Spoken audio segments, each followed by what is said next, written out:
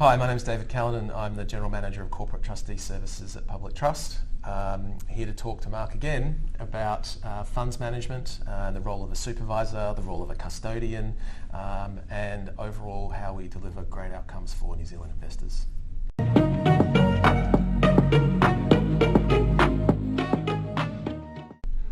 Hi, welcome to Governance Bites. My name is Mark Banicevich, and as you just heard today, it's the pleasure to spend more time with David Callanan. David, thank you very much for your time again. Thank you. And I'm really pleased you got the memo about this matching shirts. That was a really important thing for us to get right today. Public Trust colours, so you nailed it. I actually did think about that when I put it on. I thought, hey, we're in Public Trust colours.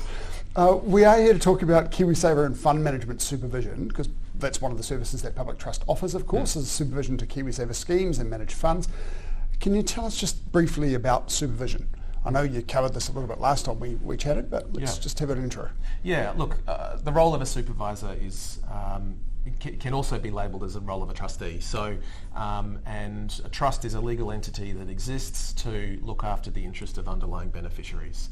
And so when it comes to the role of a supervisor, as it's described in the New Zealand context, if you're running a managed fund, a managed investment scheme, or a KiwiSaver fund, you are obligated to have a licensed supervisor. So Public Trust is one of 3 licensed supervisors for managed investment schemes in New Zealand, and effectively we're there to sit alongside the fund manager or the KiwiSaver provider and make sure that they're delivering on the promise to for those underlying investors.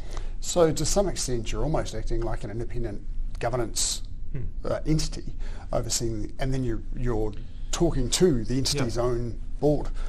Yeah, that's right. So we sit alongside in some ways the regulator who, along with the legislation itself, kind of sets the expectations and the parameters, the rules of engagement in the market. So we sit, I guess, on a macro, from a macro lens, we sit quite closely with the regulator, and in fact they call us a frontline regulator. Now technically I don't think we are a regulator. We do sit on the other side where we're very close to our clients, who are these fund managers or KiwiSaver providers, for instance.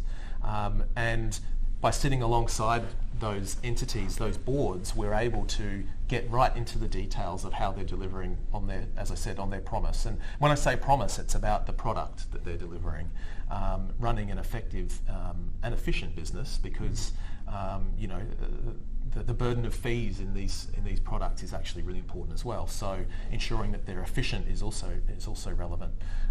But we get quite close to the managers, quite close to the boards, and we're seen as a source of assurance. Independence, as you said, Mark, is really important to our role, and that's the licensing regime that we operate under ensures that we fulfil that role independently. A bit off topic, and not really a conversation for today, but you mentioned the concept of a trust, which is really a legal construct, right? It has its roots in the law of equity in England. I kind of wonder what the structures are like in non-Westminster countries, because with a trust you have the trustees are the legal owners of the assets of the trust, but they hold them for the benefit of the beneficiaries of other people. So yes, it's a really strange legal construct, really. Yeah, but I think it works quite well because, and something we were going to talk about, and I mentioned this in my setup piece, is the role of a custodian. And the role of a supervisor, so the role of a supervisor and a custodian, in fact, in New Zealand, they're woven together. So if under a trust deed and under the Financial Markets Conduct Act, where you're appointed as a supervisor, you are by default responsible for holding the assets as well. And that is there to give that security, I guess, for the underlying beneficiaries or investors, that it's going to be held for safekeeping. And custody just means safekeeping, really. Yes. It's a fancy word for a very simple concept. And so as a supervisor, we are by default also the custodian. Now in practice, and we will fulfill that role for our supervised entities, in practice we, little public trust in New Zealand, we don't actually have the capability to act as a custodian for all types of assets. So we will in fact outsource some of those responsibilities depending on what we've come to an arrangement with the relevant fund manager or KiwiSaver provider. And so, for instance, when that comes to our global assets, so if you're investing in the US stock market, That would, if it was just the US stock market, we could probably set ourselves up to do that. But there's no fund manager that keeps it that simple. So there's always, there's Europe, and then there's emerging markets, and then there's different types of assets. People love Japanese bonds, or there's always something that someone wants to do that's different. So to manage all of that, we will outsource to a global custodian, one of those big global investment banks. The BNP Paribas, Citibank, so we work with companies. we work with those extensively, and again, that's just to give confidence to the underlying investor that those assets are being kept safe. And the reason this regime exists in this way is because of failures of the past, where there have been issues where fund managers, or they weren't even fund managers. Effectively, they were just running their own bank account and investing it as they wish. And able to just run off with the money, or ultimately end up in like a pyramid scheme type Ponzi structure where they keep investing and chasing their losses. So the structure that exists now works really well because you have this safe, independent pair of hands that will nurture your asset if you're the investor or a KiwiSaver member, and we fulfil that duty fully independently, licensed, overseen separately by the Financial Markets Authority, take that role really seriously. I think it's very effective. I can't speak to non-Westminster jurisdictions, but certainly I think what we have here is quite effective. I think it's very effective, and I think one of the things that a lot of New Zealanders don't understand is that if a KiwiSaver fund manager were for some reason to get into financial trouble and collapse, you don't lose your money because your money's held by a custodian and it gets transferred to a new fund manager essentially to take over management. What would happen in practice is the supervisor would step in into the shoes of the fund manager and ensure whatever decisions needed to be made that there was a seamless transition. So yes, I mean in practice likely there would be some sort of a wrap up and a transition into a new fund, particularly given the preservation rules that exist over KiwiSaver. So it's a long-term investment. It's there for either saving for your first home initially, but then more importantly for your retirement.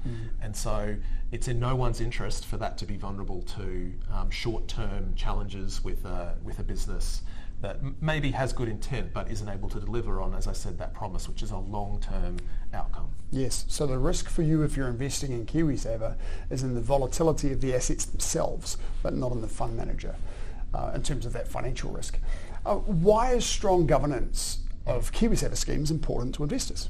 I think we've probably covered that a little bit. Well, yeah, we have previously, but to be honest, it all starts with governance. So, governance is where decisions are made. And I'm in the process at the moment working with the just newly established Auckland Future Fund and on that board. And we're at the early stages of creating something from scratch, right? And so every decision we make now is going to have a very long-term legacy. So, I mean, it's a very obvious in a microcosm to me right now, some of those setup decisions, how we deliver on those expectations for that long-term fund will play out. But even on the day-to-day now with well-established businesses, you're making your management team, but more importantly your board, are making some big decisions across the entire business. And so as a supervisor, when we're talking to the board, we bucket our conversations a little bit because there's so much to get your head around. So governance is the first, we call them manager performance functions. So governance is the first cab off the rank if we're having a conversation with the board. So that includes things like how they work closely with the management team and the chief executive in terms of how they remunerate, how they engage, the cadence of meetings, the agendas. But it then also goes down into the kind of traditional governance concepts like policies and delegations and committee structures. And so governance is the first from a manager performance function, which is our language, is the first thing that we will focus on. There are a number of other areas we'll look at. For instance, for a fund manager, investment decision making. Of course. That's a specific pillar that we look closely at. We also look at the custodian and the operations of the fund administrator, also really important. So as a supervisor, it does actually all start with governance because that's where the key decisions need to be made. Right. How does the supervisor or the corporate trustee interact with the fund manager's board of directors? What? Yeah, so all things going well, we don't need to interact very often because you'll have, I guess, as an independent assurance source, you have the comfort knowing that we will come to you if something comes up. So if there's a material risk or a material issue, a breach, for instance, that's when we might actually proactively engage with the board and say, look, we want to come to a session, we want to talk to you about what we've seen, any concerns we might have, or at least to get a shared understanding of a commitment of what needs to happen to go forward. So there is that element of there's an escalation point if something's not going well. But we do interact regularly in terms of just keeping connected, making sure that we understand where the business is going. And again, as I said, we want to understand how governance works within our supervised entities because that's the engine room for everything else that happens around it. Yeah. So it is at the heart of how we supervise. Right, okay, thank you. Now, a fund manager will not just have, for example, a KiwiSaver scheme. They'll probably have an unlocked scheme as well. They may do some wholesale investment too. They may have some specialist funds or trusts for investment. So there'll be multiple investment vehicles that happen within a fund manager. What is the role of the fund manager's board related to the investment, the investments themselves? Yeah, so there's lots of different structures, business models for depending on for all sorts of different reasons. Our clients cover the full gamut. So you go from a bank, right, who have got extreme levels of governance and structure, but also resource to support complex business model design. And that comes with a burden of cost, but they have got the scale, I guess, to set that up. So probably we see that the larger you are, then the more prone you are to making things more complex.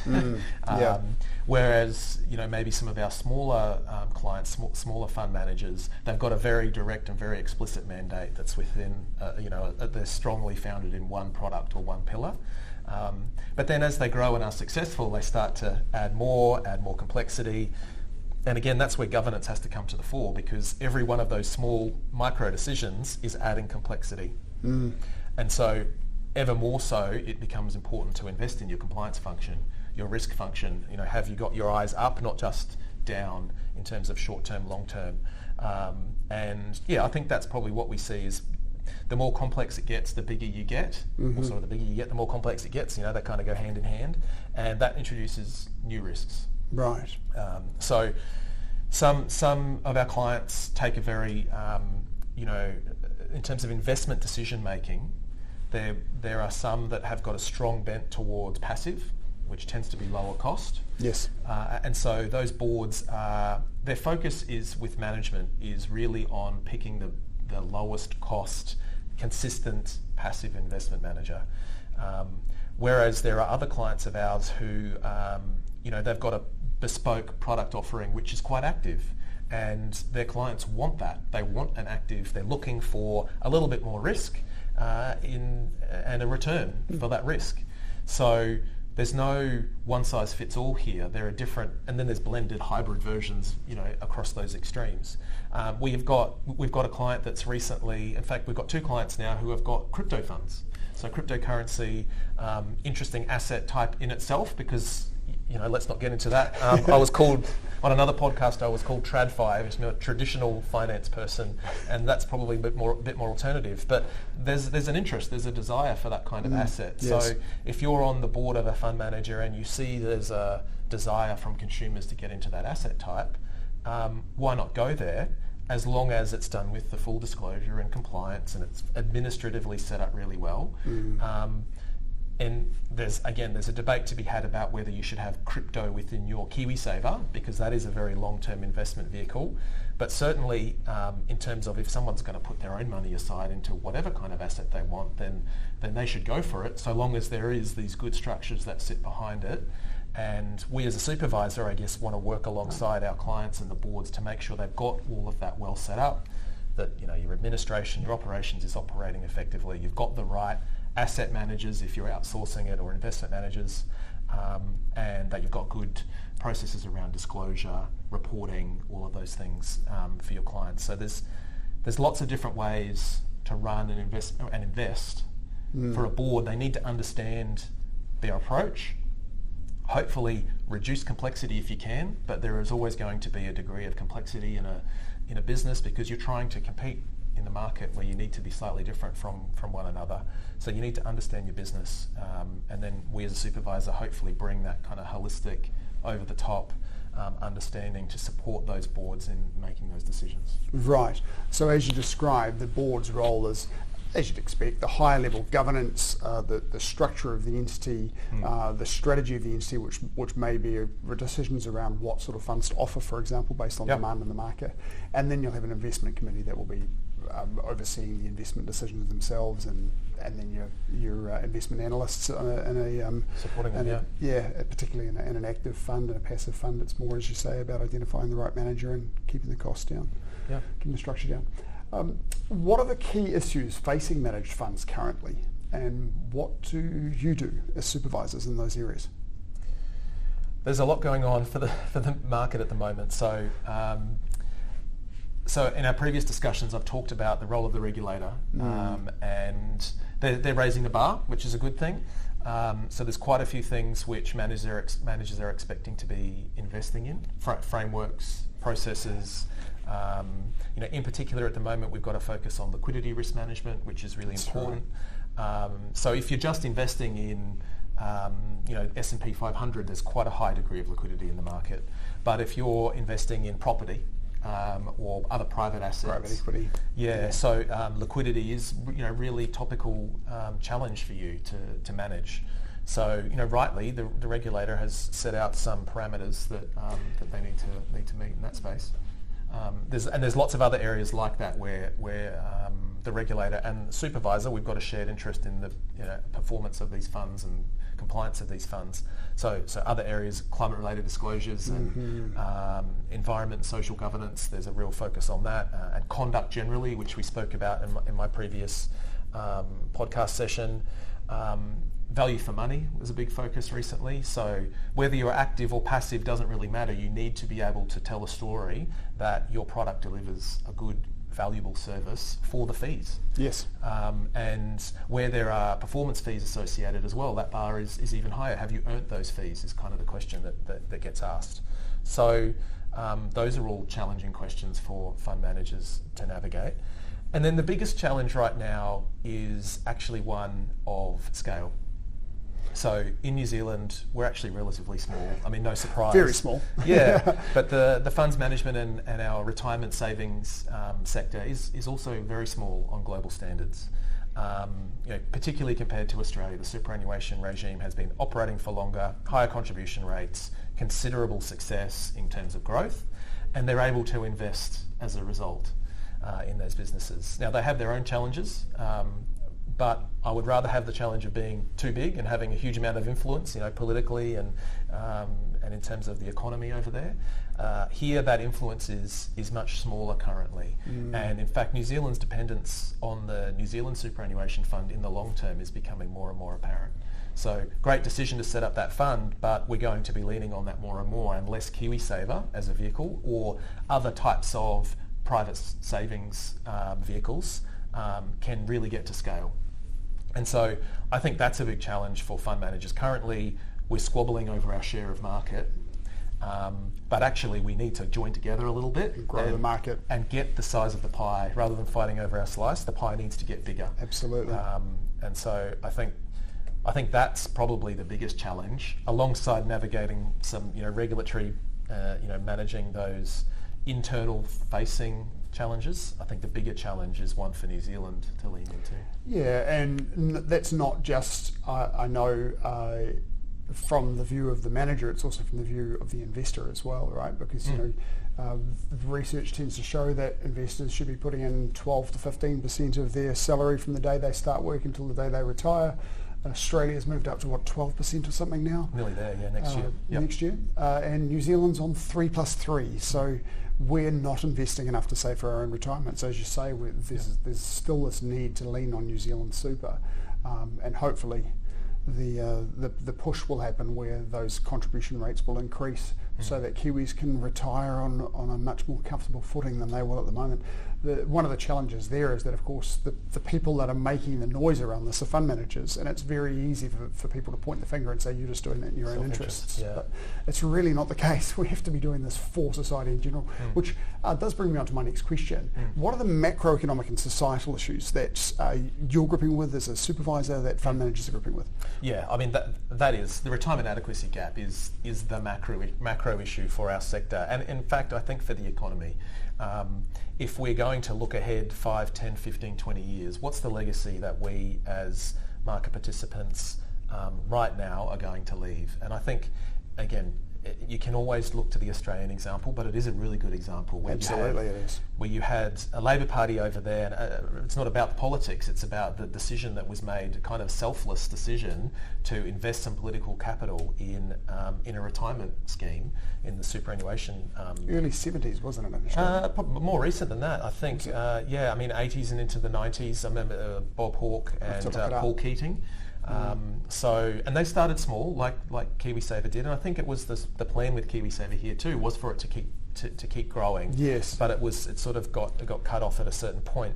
But that took political capital, right? And so I think there either needs to be an investment of political capital in New Zealand to really tackle it, or there needs to be a groundswell. And I think that's where the fund managers and also individual investors need to be taking personal accountability for their own retirement adequacy. So I think that is, for me right now, that is the thing that I think about the most. There are other challenges as well. That when you have let's just talk about KiwiSaver. If you have $100 billion, where do you invest that money to get big bang for buck in terms of the economy? And there are some investors, some fund managers, KiwiSaver providers right now that are finding some unique ways to invest that money to get multiple benefits. So very basic ESG investing would see you exclude certain types of assets to get a good ethical or environmental type outcome. But impact investing is growing very, very. It's progressing anyway. It's probably not as fast as it could. But what that means is that people are able to see their retirement savings doing good. So whether that's supporting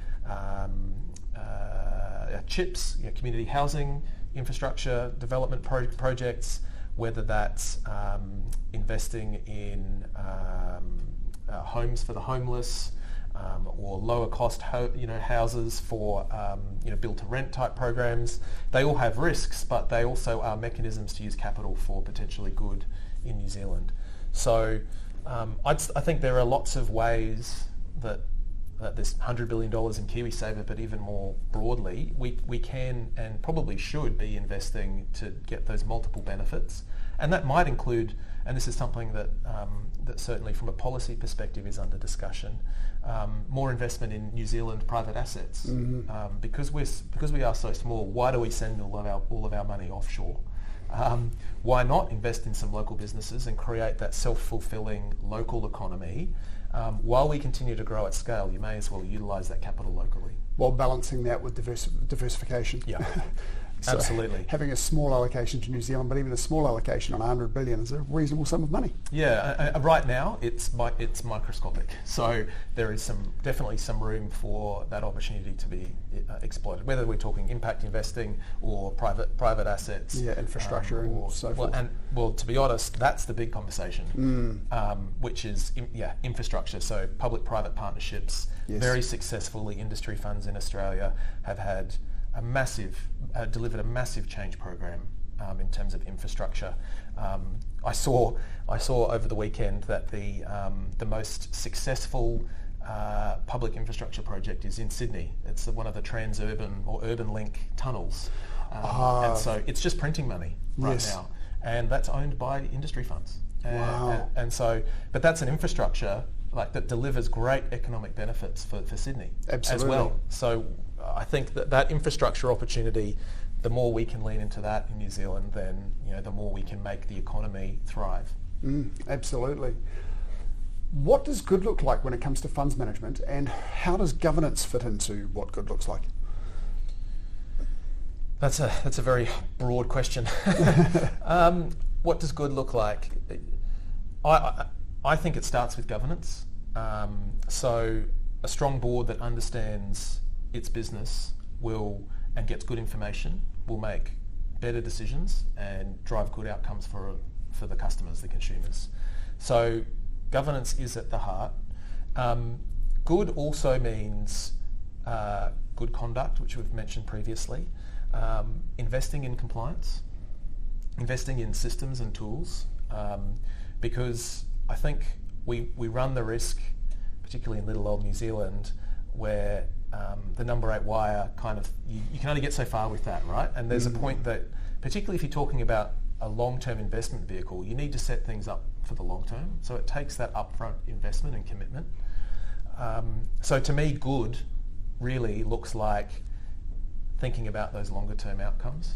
And I think I also reflect on public trust legacy. So we've been here for 150 years, and what good looked like 150 years ago is different to what it looks like now. But what was happening back then was a focus on vulnerable customers. It was a focus on setting things up for the longer term. So when public trust was founded, the world was a very different place. But some of those basic principles I think still apply now. So if you're setting up a business in a way that you're going to be fit for purpose and ready to deliver for consumers, particularly our most vulnerable consumers, over the long term, then I think you're more likely to be successful than if you're focusing purely on short-term financial, just driving towards a low-cost, high-revenue model, which delivering dividends. I think you get perverse outcomes. And good conduct, good governance will ensure that you can deliver good shorter-term outcomes while delivering on a longer-term outcome. Right. No, that's a great answer to quite a complex question. Thank you. A final question for you. What advice would you give to a new director? Okay, good question. So I've just become a new director, as I mentioned before, on this Auckland Future Fund. It's slightly different because we're all new directors, but I have been thinking about this. I think you need to understand the business model. I think I may have already said this as well, but if you're coming in, particularly to an established organisation, and you're going to be asked to contribute to or make big decisions for the outcomes, not just for your business, but for those underlying customers, consumers, investors, KiwiSaver members, in the case of KiwiSaver Fund, you need to understand the business model and the levers that you can pull to adjust the outcomes. So one of the ways that you can do that, obviously spend some time with the management team, with the chief executive, ask good questions, don't come in knowing the answers, ask good questions, be open-minded as to what good looks like in that context. Then the other thing that I would say is you can also lean on the advice of other stakeholders. So have a chat with the supervisor, have a chat with the auditor, and do that without management, because then you'll get the kind of real story. So those are good shortcuts. So you could spend hours reading policy documents and annual reports and all that sort of stuff, but it's the conversations that you have with the people that are involved with these businesses. You could even speak to key service providers. What's that experience look like for you? What are your challenges in navigating your relationship with this entity?